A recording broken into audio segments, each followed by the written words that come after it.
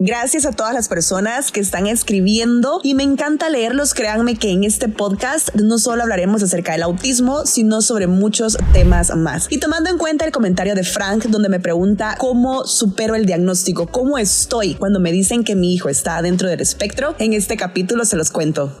Bienvenidos a este segundo episodio, capítulo manual que no está incluido. Realmente no tenemos un manual más que irles contando mi experiencia como mamá, que comenzamos hace 10 años con Sebas. Y bueno, en este episodio 2 yo les quería comentar un poquito acerca del diagnóstico. ¿Cómo recibí yo el diagnóstico de Sebas? Luego de empezar a tener todas esas alarmas, justamente en ese momento, antes de tener un diagnóstico, yo decidí sacar a Sebastián del colegio en el que estaba e inmediatamente traspasarlo. Ni siquiera esperé que terminara el año escolar. Recuerdo perfectamente que fue más o menos ahí por septiembre, octubre, y dije, no, él estaba comenzando en ese grado. Yo dije, yo tengo que sacar a Sebas de acá porque Sebas no está bien, yo no tengo paz, algo no me cuadra y puedo encontrar un lugar más cómodo y seguro para él. La camisa me está perturbando. Espera, para todo, volver a empezar allí. Usted siga, disculpe que aquí conozcan a Vale. Vale es parte del staff de producción.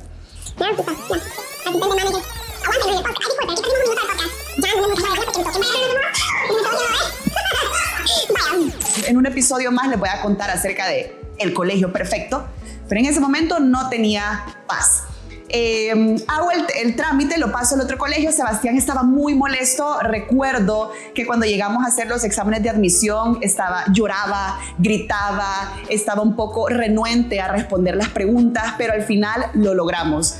Y ya obteniendo el diagnóstico, que es lo que les voy contando, me di cuenta que estos niños, cuando van a lo desconocido, cuando no saben lo que va a pasar o que los vas a cambiar de su entorno habitual, de su rutina, se vuelve una tortura, un martirio, no lo asimilan bien.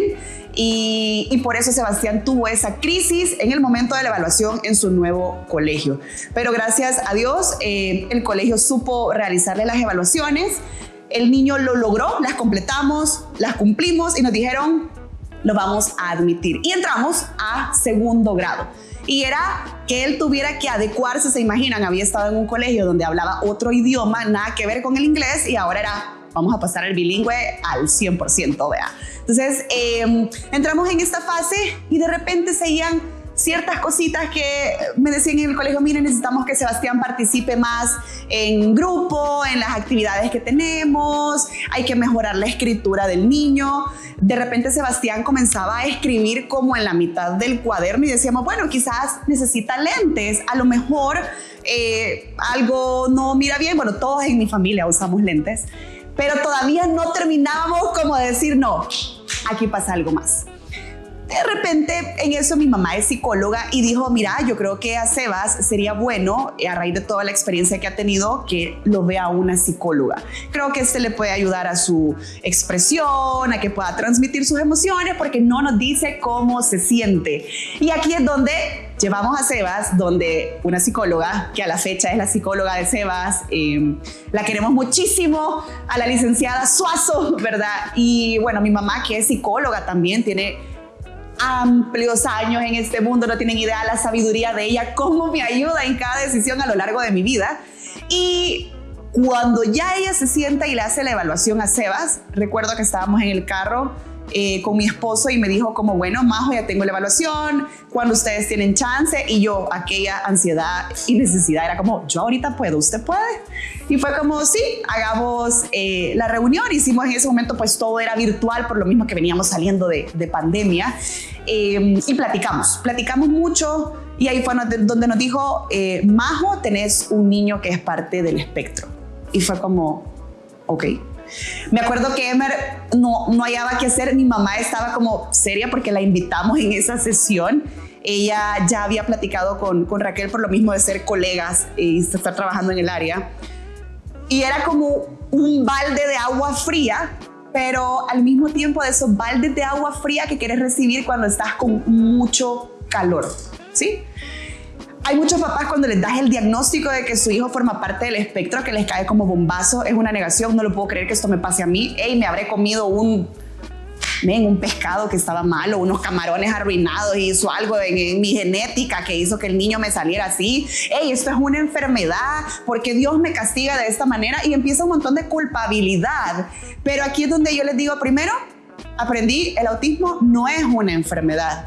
Segundo, para mí el diagnóstico fue una tremenda bendición. El saber el diagnóstico de Sebastián a mí me ayudó muchísimo, porque pude entender a mi hijo, y el diagnóstico me permitió que esa relación estira y encoge que teníamos con Sebas, porque de repente se enojaba por todo, estallaba, yo me frustraba como mamá. No tienen idea qué frustrante era dar una indicación o ofrecer algo, o de repente la típica cena, esto es lo que cociné, y que él, no quiero, no voy a cenar, no voy a comer. Y yo, ¿por qué? Y le respondía la frase que me decía mi mamá: esta casa no es restaurante. Pero claro, hay una sensibilidad al momento de comer. Sebas no le gusta el hielo. No me quiero ni imaginar qué siente él en su boca cuando come hielo. Y puede haber una soda y él puede preferir tomársela tibia o helada, pero no le gusta el hielo. Entonces, no era, cuando ya pude obtener un diagnóstico, no era que él no le gustara realmente ¿cómo les puedo decir? No es que no le gustara la comida que mami le había hecho. Es simplemente que esa textura para él era difícil. Entonces, hoy lo puedo entender. Pero claro, en ese momento que yo no tenía el diagnóstico, yo me enojaba. Yo decía, ay, este niño no le gusta lo que como, y esto no es restaurante, y esto es lo que hay. Niño gustoso que quiere pasar comiendo solo comida de la calle. Y no fue así. Entonces, el diagnóstico para mí fue luz. Para mí fue una paz. Y dije, ahora voy a poder entender a mi hijo. Y hoy voy a saber cómo él y yo podemos conectarnos, porque nos estábamos alejando. Yo lo pasaba regañando, pasaba frustrada, ofrecía mar, cielo y tierra en los castigos, casi que vaciarle la juguetera si era posible. Y como ellos son tan literales, era como Sebas podía tener 10 carritos. Yo les veía que tenía su carrito favorito. Y le decía, te voy a quitar tu carrito favorito. Y me decía, tengo otro. Y yo como, ¡ah! Pero claro, para él era, hay más carritos. La literalidad. Ellos, o sea, son literal lo que tú le decís. No existe eso como el doble sentido. Hoy más grande, sí, ya él como que agarra un par de cosas. Pero de repente me acuerdo muy bien en uno de los regaños que yo, de lo enojada que estaba, le dije, por favor, cállate. Y entonces Sebastián me dijo, no quiero. Y yo, más enojada, le decía, que te calles, por favor. Y me dijo, ¿me puedes pedir que guardes silencio? Y yo me quedé así como, tiene razón. Entonces, lo literal para ellos. Así es que en este capítulo lo que les puedo decir es, si ustedes ven que algo es diferente, busquen ayuda profesional. No tengan miedo a un diagnóstico, no tengas miedo a la información que te puede dar un profesional. Yo acudí primero a un psicólogo, y esta psicóloga tenía las herramientas autorizadas para pasarle la evaluación a Sebas y poder darme esta respuesta.